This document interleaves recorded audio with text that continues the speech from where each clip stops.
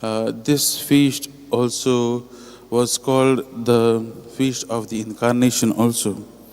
In the spiritual exercises by Saint Ignatius, he gives us one meditation on the Incarnation, a meditation on Incarnation, where the Holy Trinity is looking down upon the world and seeing all sorts what is happening in the world, and they first decide among the three of them, they decide who is going to go, and Jesus steps up. It's a beautiful way to reflect and see how our Lord Jesus decided to come into this world and take the human form.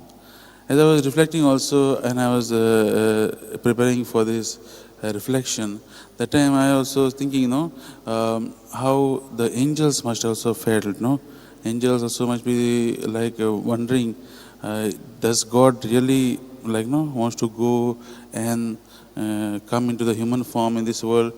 And first, before going to this world, he wants us to go and ask this woman, Mary, whether she'll say yes or no. Maybe that kind of feeling also, these angels must have been going through.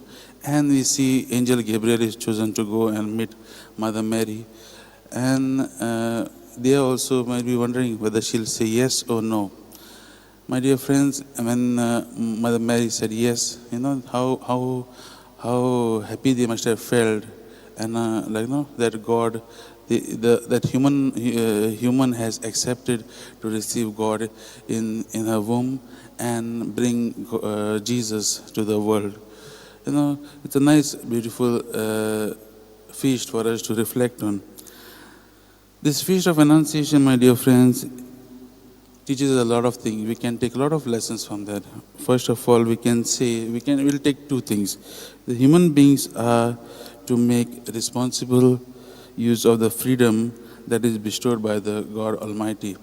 Now you see, our first parents, Adam and Eve, they also had this kind of responsibility. This freedom was given to them. But they could enjoy His holy presence and forfeit this glory.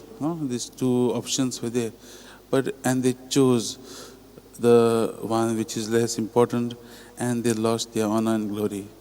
Today we see, my dear friends, Mother Mary makes this fault of our first parents right by saying yes, by giving her full yes to the Lord, by accepting the Lord in her life.